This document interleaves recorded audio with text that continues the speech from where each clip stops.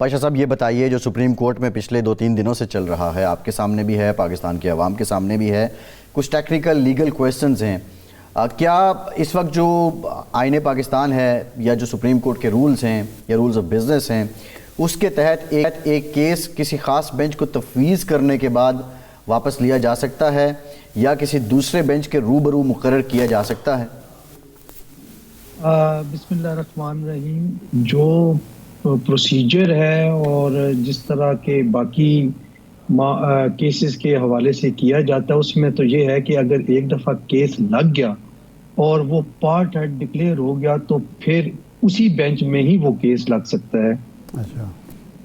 اچھا، تو اب یہ جو مسئلہ بنا کہ پہلے بینچ کا ایک جج تبدیل کیا گیا، پھر اس کے بعد کیس ہی وہاں سے ہٹا دیا گیا، اس کو آپ کیا سمجھتے ہیں؟ کیا یہ خوف ہے کہ کہیں 26ویں ترمیم کے حوالے سے کوئی فیصلہ نہ دے دیں یا کوئی ریکویسٹ آ جائے کہ فل کوڈ بنائیں، اس خوف کے تحت ہوا یا کیا سیاست چلی کہ یہ سارا کیس ہی غدربود ہو گیا؟ دیکھیں، اس کیس میں تو نہیں کہا جا سکتا کہ آپ فل کورٹ جو ہے فل بینچ بنائیں.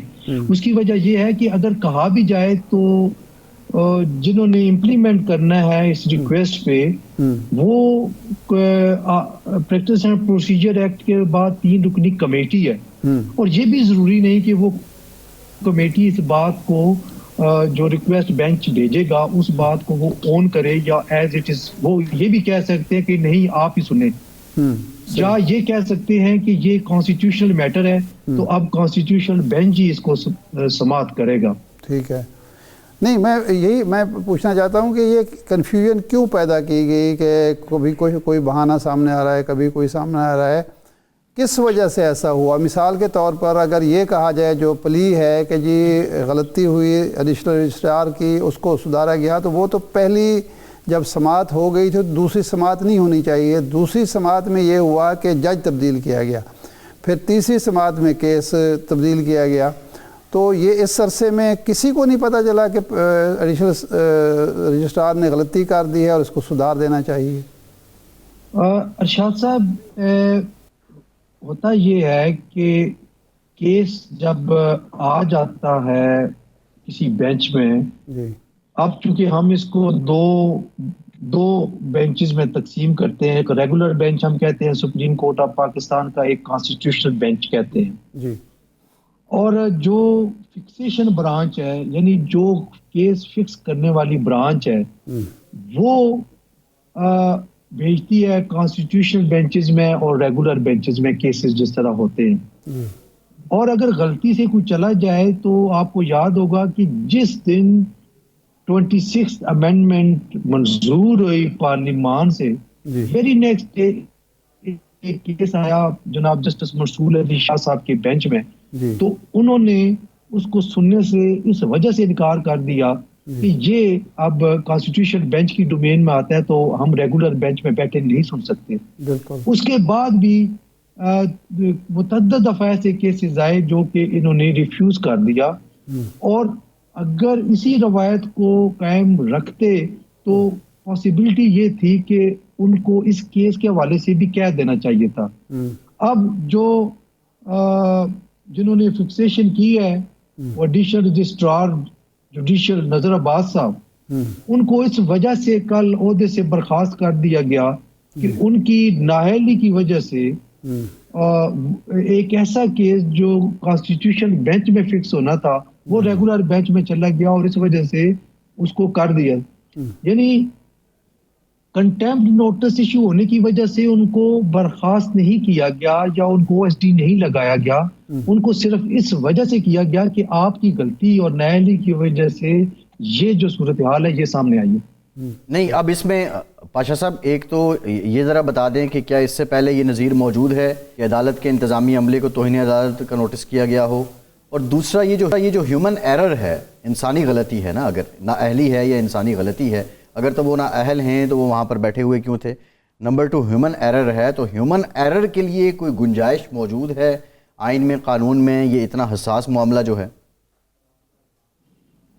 جی بالکل وہ ہے. اگر دیکھیں یہ اب اس طرح تو نہیں ہوگا کہ وہ बिल्कुल नौकरी से फारग हो जाएंगे, एक इंक्वायरी होगी, इंक्वायरी ऑफिसर मुकर्रर होगा, शो का नोटिस होगा, और वो प्रोसीजर होगा जो कि बाकी इंक्वायरीज में होता है, और वो अपना डिफेंस देंगे, बताएंगे कि किस वजह से ये हुआ है, तो फिर देखा जाएगा कि इट वाज एरर, या फिर उनकी कोई वैसे कोई अगर कोई और सोच थी जिसकी वजह से भेजा। ये दोनों चीजें थ्रेश आउट तो होंगी, लेकिन ये इंक्वायरी जब कंप्लीट होगी तो तभी हम इस पोजीशन में होंगे कि कोई इस पे कमेंट कर सके।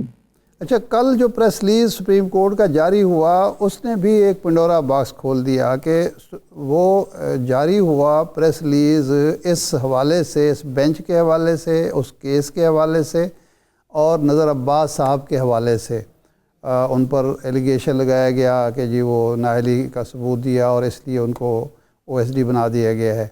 लेकिन साथ ही उसमें कहा गया है कि जी 26वीं आईनी तरमीम के बारे में जो दरख्वास्तें आई हुई हैं उनके लिए जो बेंच है कॉन्स्टिट्यूशनल बेंच, उसमें 8th मेंबर लिखा गया है, 8 रुकनी बेंच लिखा गया है, तो उसके हवाले ये कर दिया गया और फ़लाँ तारीख को वो सुनेंगे। 26वीं आईनी तरमीम का इस केस से या इस मामले से क्या ताल्लुक़ था कि प्रेस रिलीज़ में उसका जिक्र करना भी ज़रूरी समझा गया? असल में जितने भी कॉन्स्टिट्यूशनल मैटर्स आते थे तो आपने देखा होगा कि जनाब जस्टिस मंसूर अली शाह साहब ने 3 से 4 खतूत लिखे चीफ जस्टिस साहब को कि आप ये जो 26वीं तरमीम वाले केसेस हैं जिसको चैलेंज किया गया है उन केसेस को फिक्स करें। तो वो शायद उसी तनाजुर में इस प्रेस रिलीज में लिख दिया गया हो कि वो चूंकि फिक्स हो गए हैं तो ये तनाज़ा वंस फॉर ऑल खत्म हो जाएगा, क्योंकि ये भी चूंकि उसी हवाले से कॉन्स्टिट्यूशन बेंच और रेगुलर बेंच की जो जुरिस्डिक्शन है उस हवाले से इस केस पे ये एक हाइप क्रिएट हुई थी, तो शायद उसको रिड्रेस करने के लिए ये बात की गई हो।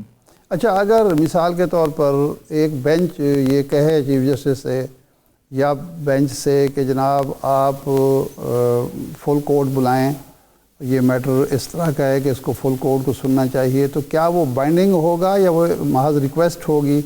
और ये जो मौजूदा केस में कहा जा रहा है कि एक जुडिशल आर्डर को एक एग्जेक्टिव आर्डर के ज़रिए गैर मौसर किया गया है, तो ये वाकई जुडिशल आर्डर जो था चीफ जस्टिस पर और सुप्रीम कोर्ट पर पूरी पर बाइंडिंग होता है?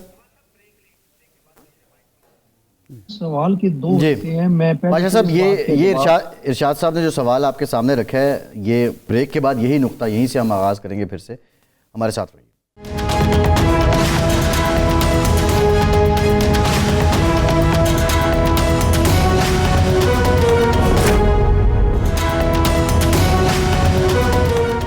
एक बार फिर से आपका खैर मकदम करते हैं। पाशा साहब, एक तो ये बताइए कि अगर कोई जुडिशल ऑर्डर है तो क्या वो चीफ जस्टिस समेत सबके लिए बाइंडिंग हैंडिंग है, उन्होंने उस पर अमल करना है? Number 2, practice and procedure committee के एग्जीक्यूटिव ऑर्डर के ज़रिए उस जुडिशल ऑर्डर को बदला जा सकता है। और तीसरा पहलू ये था कि क्या कोई बेंच जुडिशल ऑर्डर के ज़रिए चीफ जस्टिस को फुल कोर्ट बनाने के लिए पाबंद कर सकता है या सिर्फ सिफारिश कर सकता है? मैं आपके सवाल के आखिरी हिस्से का जवाब पहले दूंगा कि वो सिफारिश कर सकता है, बाइंडिंग नहीं है।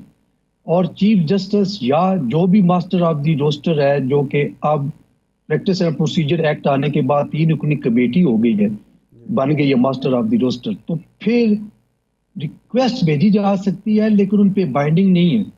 वो उनके पास भी रख सकते हैं, वो फुल कोर्ट भी बना सकते हैं या लार्जर बेंच भी बना सकते हैं, या फिर वापस उसी बेंच को भेज सकते हैं कि नहीं आप ही समाप्त करें, दिस इज सफिशिएंट। तो ये बाइंडिंग नहीं है। दूसरी बात जो आपने जुडिशियल ऑर्डर और एग्जीक्यूटिव ऑर्डर की बारे में बात की, कोई इसमें दूसरी राय नहीं है। जुडिशियल ऑर्डर को फौकियत हासिल है एग्जीक्यूटिव ऑर्डर पे, और जुडिशियल ऑर्डर एग्जीक्यूटिव ऑर्डर को अनडू कर सकता है, इसमें कोई और दूसरी राय नहीं है। अब बात एक आ जाती है इस पर्टिकुलर केस के हवाले से कि एक पॉइंट इन इशू जुरिस्डिक्शन का आ जाता है कि क्या इस पर्टिकुलर बेंच को जुरिस्डिक्शन थी इस केस को सुनने की।